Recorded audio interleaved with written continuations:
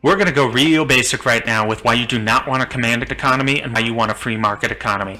I'm sure we've all heard the saying, don't put all your eggs in one basket. What that's basically telling you is don't risk everything on the success or failure of one venture.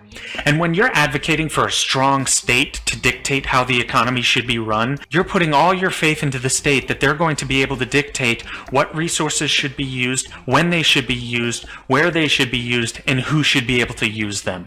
It really should be quite self-evident to everyone with a half-thinking brain why this will always end in disaster.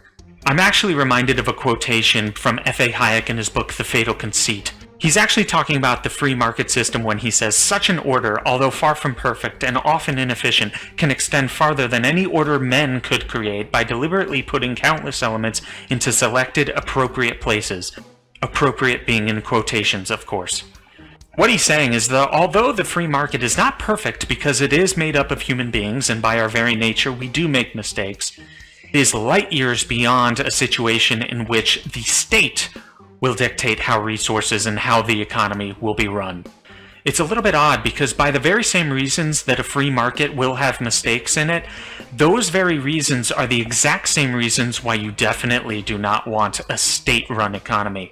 Because although in a free market system, every individual has a little bit of a buffer zone from the mistakes made by other people, but in a state-run economy, you have no buffer zone. It is completely dissolved because the negative results of the mistakes that the state makes are absolutely inescapable. It also reminds me of this other quote from the very same book, in which he says, "The curious task of economics is to demonstrate to men how little they really know about what they imagine they can design." And this is what he means by the fatal conceit.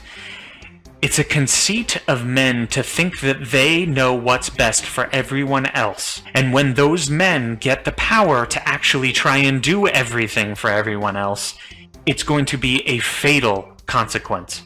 The last thing to be said about this is even if you can find this divine person out there that can make all the right decisions at the right time, they will not be in power forever. So at some point in time, you're going to have your Donald Trumps or your Bernie Sanders or your Hillary Clintons or your George Bushes or your John Kerrys or your Barack Obamas or your Dick Cheneys in power, and they're going to screw things up. So even if you can find this demigod of a person, you're still ultimately, at some point in time, going to have a disaster on your hands. Alright, so that's it for this video. If you liked it, please like, subscribe, share, comment, all that good stuff. Even if you hated the video and you hate me and you think I'm an idiot, like always, please subscribe anyway. And tell me in the comments why you think everything I just said was stupid. But I hope you didn't think that. But in any case, that's it for me right now. I'm out. Peace.